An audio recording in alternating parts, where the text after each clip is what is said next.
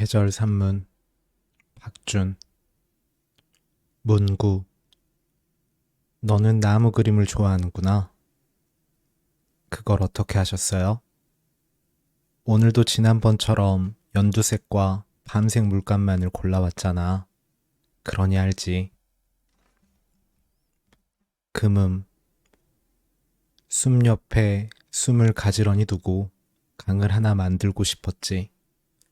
발언은 같지만 서로 다른 곳으로 흘러갈 그 물에 단출한 점심과 서운한 오후와 유난히 말수가 많았던 저녁을 띄우고 단번에 끊긴 것 같았던 시간이 사실 단번에 끊긴 것만은 아니라는 생각을 흘리고 비가 그친 날은 있어도 땅이 마른 날은 없었다는 뒤늦음 같은 것도 함께 보내고 필요하신 분 가져가세요 하는 글씨를 작게 적어두고 사람의 기대 같은 것으로 풀죽은 미움 같은 것으로 입을 동그랗게 모으고 앉아서 마음 높이 거짓을 생각하면서 1월 산문.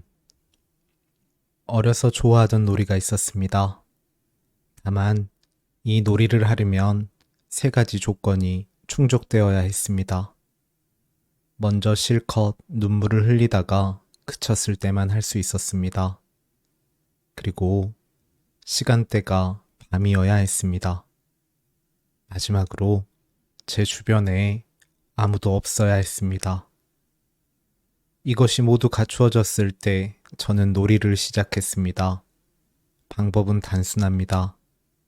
눈을 작게 뜬 채 가로등을 보면서 고개를 양옆으로 휘휘 돌리는 것이 전부였습니다. 그러면 가로등 불빛이 마르지 않는 눈물 덕분에 여러 모양으로 산란을 했습니다.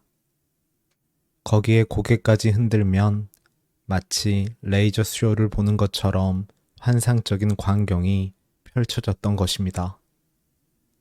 놀이를 하기 위해 억지로 눈물을 흘린 적은 없었지만 눈물을 그치기 위해 이 놀이를 하던 때는 있었습니다. 시작. 시작이라는 말을 떠올리면 마음속에 문이 하나 새로 생기는 듯한 기분이 듭니다. 이 문을 유심히 들여다보면 문고리 밑에 당기시오 라는 글자가 작게 적혀 있을 테고요. 시작은 새로운 세계로 나아가는 일이지만 그보다 먼저 나에게 그동안 익숙했던 시간과 공간을 얼마쯤 비우고 내어주는 것에서 출발하는 것입니다. 밖으로 열리는 문이 아닌 늘 안으로만 열리는 문, 시작이라는 문. 다시 저녁에게. 밤이 다 되어서야 집으로 돌아왔습니다. 택시를 타고 빠른 길로 올까 잠시 고민을 하다가 이왕 늦은 김에 버스를 타고 천천히 돌아오자며 마음을 고쳐먹었습니다. 한적한 버스를 타는 일은 제가 여전히 즐거워하는 것입니다.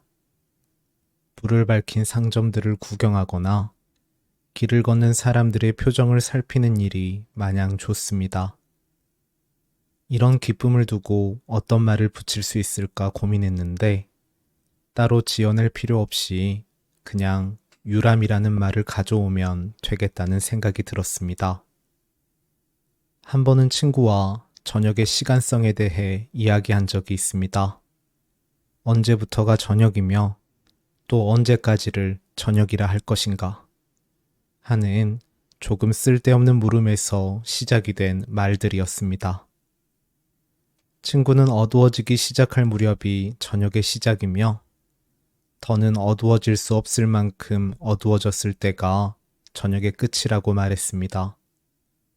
반면에 저는 저녁밥으로 무엇을 먹을지, 먹는다면 누구와 먹을지 고민하는 순간부터 저녁이 시작되며 밥을 다 먹고서 그릇을 깨끗하게 씻어 두었을 때쯤 저녁이 끝나는 것 같다고 말했습니다.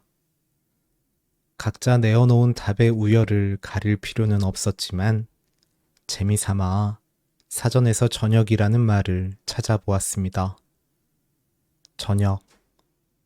해가 질 무렵부터 밤이 되기까지의 사이. 사전적 정의라고 하기에는 다소 추상적인 풀이를 보고 친구와 저는 동시에 웃었습니다. 지금 생각해 보아도 저녁은 오지 않을 듯 머뭇거리며 오는 것이지만 결국 분명하게 와서 머물다가 금세 뒷모습을 보이며 떠나갑니다. 물론 저녁이 아니더라도 오고 가는 세상의 많은 것들이 이와 다르지 않을 것입니다.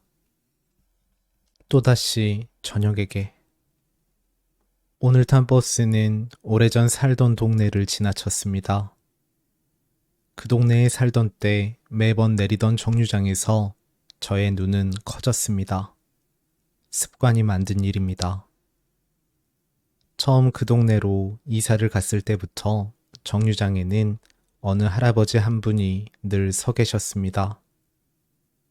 제가 출근을 하던 아침에도, 퇴근을 하던 저녁에도, 비가 올 때는 우산을 들고 계셨고, 눈이 올 때는 대부분 눈을 그냥 맞으며 계셨습니다. 하루에 2번씩은 마주치는 분이니 언제부터인가 저는 그 할아버지를 뵐 때마다 가볍게 목례를 했습니다. 하지만 제 인사를 받아주신 적은 한 번도 없었습니다. 얼마 안 가서 그 할아버지의 사연을 듣게 되었습니다. 동네에서 새로운 이웃들을 사귄 어머니가 해주신 이야기였습니다. 몇 해 전 할아버지는 아들을 먼저 떠나 보냈다고 했습니다.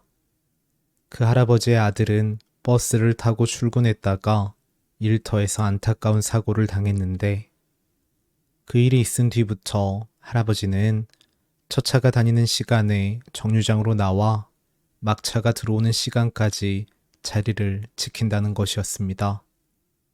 버스를 타고 나갔으니 버스를 타고 돌아올 거라 생각하셨겠죠.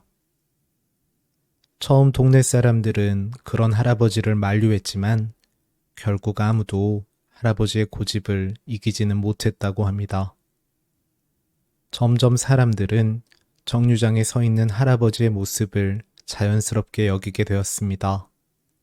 다만 자연스럽게 여긴다고 해서 안타깝고 슬픈 마음마저 멈췄다는 것은 아닙니다. 그 사연을 들은 후 저 역시 정류장에서 할아버지를 마주칠 때마다 매번 가슴이 가장 낮게 내려앉았던 것이고요. 그러던 어느 날부터 할아버지의 모습이 보이지 않았습니다. 며칠이 지나도 할아버지는 정류장에 나타나지 않았습니다. 얼마 후 동네 소식에 밝은 어머니로부터 정류장 할아버지가 돌아가셨다는 이야기를 전해 들었고요. 모두들 차라리 다행이다 라고 이야기한다고 했습니다. 하지만 정말 다행이라고 생각하는 사람은 없었을지도 모릅니다. 슬픔이 끝난 자리에 또 다른 슬픔이 왔을 테니까요. 오늘도 그 정류장에는 버스를 타고 내리는 사람들이 있었습니다. 눈을 크게 뜨고 창밖을 보니 밤이 할아버지처럼 서 있었습니다. 입춘. 온갖 무렵을 헤매면서도 멀리만 가면 될 것이라는 믿음. 그 끝에서 우리는 우리가 아니더라도. 2월 산문. 그날 부모님이 크게 다투었다. 아빠의 동료들과 가족 동반 야유회에 가기로 약속한 날이었다.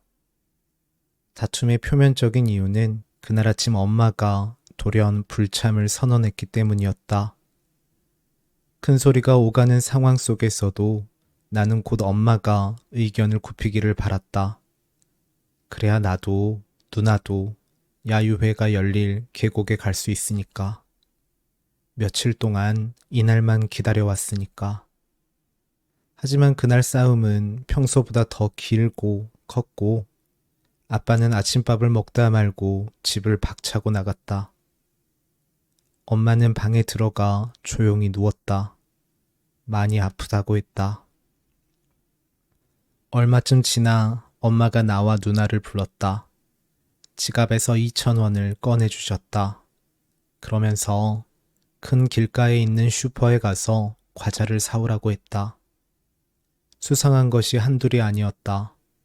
평소 엄마는 한 번에 2,000원이나 주는 법이 없는데 큰 길가의 슈퍼는 자동차가 많이 지나니 엄마 없을 때에는 가지 말라고 했던 곳인데 그래서 누나와 나만 있을 때에는 과자의 종류가 많지 않은 집 근처 작은 길에 있는 가게만 다녔던 것인데 그중 가장 낯설고 이상한 것은 엄마가 잘 입지 않던 외출복을 입고 있었다는 것이고 또 울고 있었다는 것이다.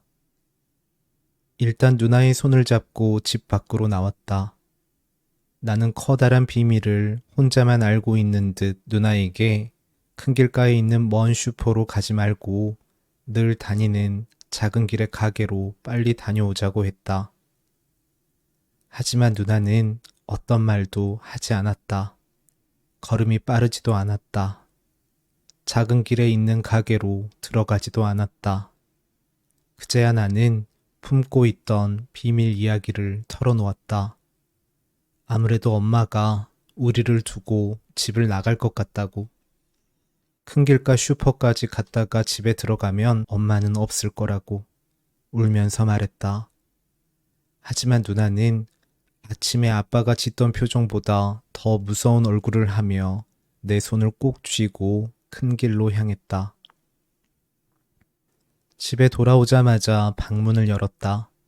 다행히 엄마가 있었다. 이불을 푹 쓰고 자고 있었다. 그날 부모님이 다툰 진짜 이유는 나중에서야 알게 되었다.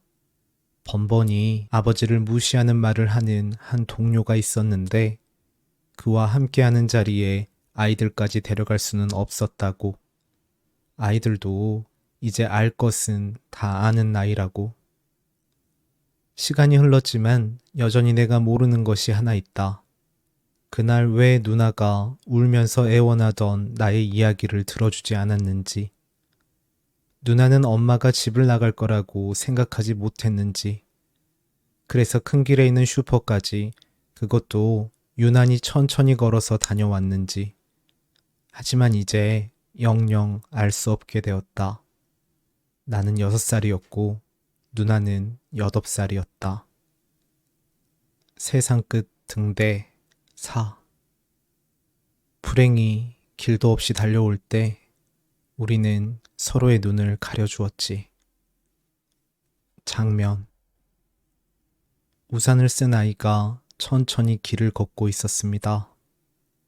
그러다 아이는 우산을 비스듬히 기울였고 한쪽 손바닥을 뻗어 하늘을 향해 펴 보였습니다.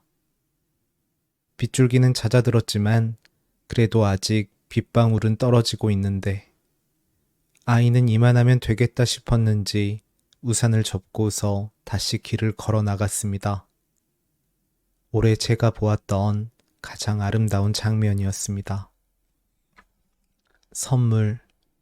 수경 선배에게. 잉크를 선물 받은 적이 있습니다.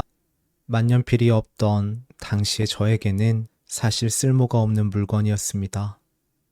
잉크의 색은 산중이라 했습니다.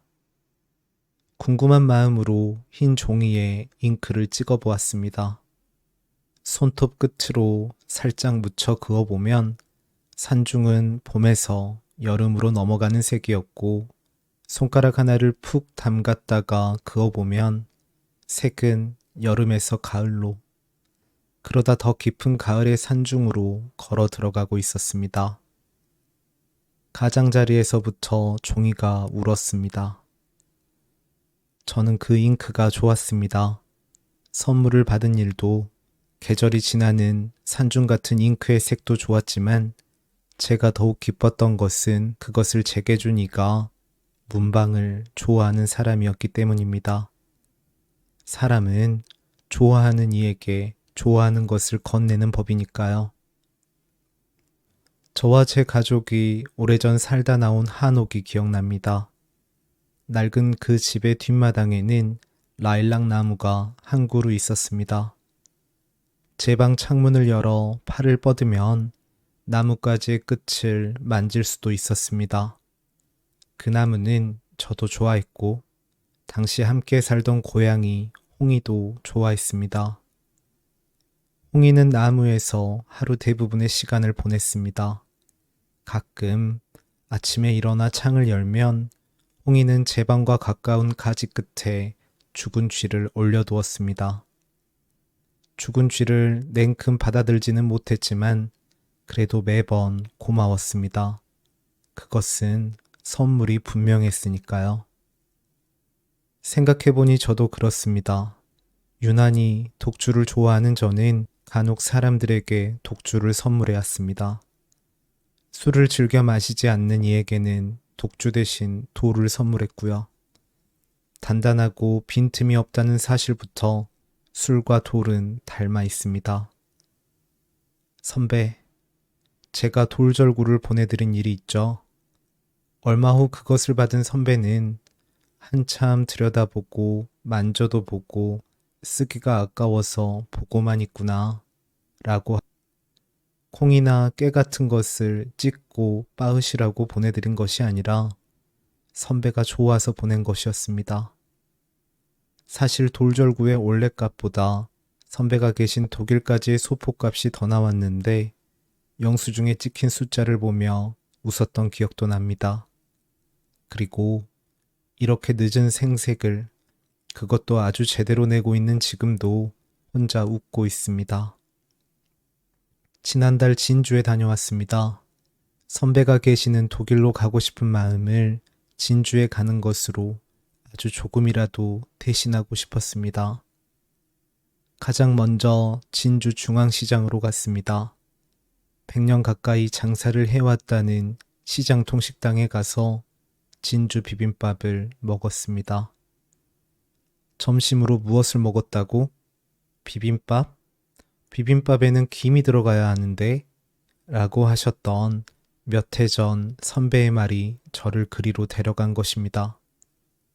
정말 비빔밥에는 김이 수북 들어 있었습니다. 다만 제가 상상했던 마른 김이 아니라 나물처럼 촉촉하게 묻혀진 김이었습니다. 그것을 신기해하고 반가워하는 저를 보았는지 식당 주인은 쏙댁이라 부른다고도 말해주었습니다. 밥을 먹고 나서 선배가 졸업한 고등학교에 갔습니다. 물론 학교 안으로는 못 들어가고 교문과 담벼락 사이를 걸으며 사람을 기다리는 사람의 표정을 짓다가 돌아왔습니다. 서울로 오는 길에는 선배의 시집을 다시 읽었습니다. 처음 먹어본 진주 비빔밥도 학교 앞에서 한가하게 발을 옮기는 시간도 선배에게 받은 선물 같은 것으로 여겨졌습니다.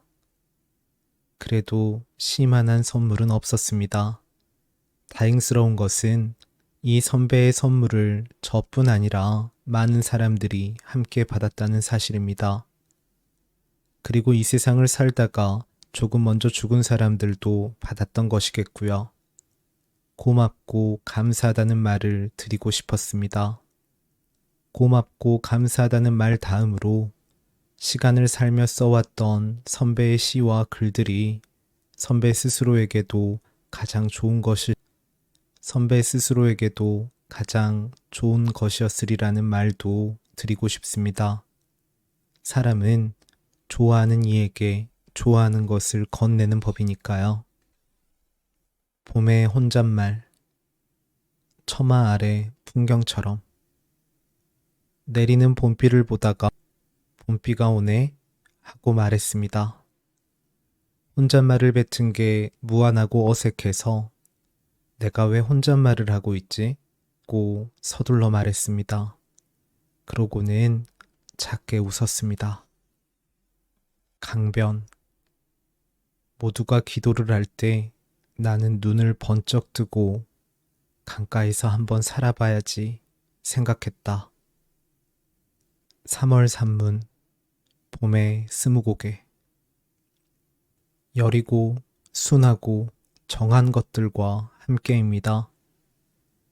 살랑인다, 일렁인다, 조심스럽다라고도 할 수 있고 나른하다, 스멀거리다 말과도 어긋남이 없습니다. 저물기도 하고 흩날리기도 하다가도 슬며시 어딘가에 기대는 순간이 있고 이내 가지런하게 수놓이기도 합니다. 뻗으면 닿을 것 같지만 잡으면 놓칠 게 분명한 것입니다. 따뜻하고 느지막하고 아릿하면서도 아득한 것입니다. 3월의 편지. 그해 함께 걸었던 상림의 가을은 불길할 정도로 깊었습니다. 경남 함양에 있는 상림은 1100년이라는 긴 시간을 흘려보낸 인공숲이고 그 길을 걸었던 것은 그때의 당신과 그때의 저였습니다. 몇 해가 지난 일이지만 이상하게도 저는 아직 그 길 어딘가를 걷고 있다는 생각을 합니다. 이 탓에 과거는 가깝고 미래는 멀게 느껴집니다. 과거를 생각하는 일에는 모종의 슬픔이 따릅니다. 마음이 많이 상했던 일이나 아직까지도 화해되지 않는 기억들이 슬픔을 몰고 오는 것은 당연한 일이겠지만 문제는 즐겁고 아름다운 모습으로 남은 장면을 떠올리는 것에도 늘 얼마간의 슬픔이 묻어난다는 것입니다. 아마 이것은 켜켜이 쌓인 시간이 만들어낸 일이라 생각합니다. 숲이 울창해지는 일도 다시 나무들이 앙상해지는 일도 이러한 일과 크게 다르지 않을 것입니다. 서촌에 다녀왔습니다. 우리는 그곳에서 자주 만나 밥을 먹고 술을 마셨죠. 그 골목에 있는데 그 골목에서 생각했는데 삶이 꼭 저승 같아졌습니다. 보고 싶은 사람을 보지 못하고 있으니 앉은 자리도 일어선 자리도 돌아갈 자리도 저승이 따로 없었습니다. 그간 괜찮다 생각해 왔는데 사실 하나도 괜찮지 않아졌습니다. 집으로 돌아와서는 보내겠다고 몇 자 적어두었던 글들을 버렸습니다. 괜찮다고 생각할 때의 제가 애써 괜찮아 하며 적었던 글이었으니까요. 그러니 지금 보내는 이 편지가 이야기의 처음이 되는 셈입니다. 얼마 전에는 배를 타고 여행을 다녀왔습니다. 생각해보니 그때까지 저는 배를 제대로 타본 적이 없습니다.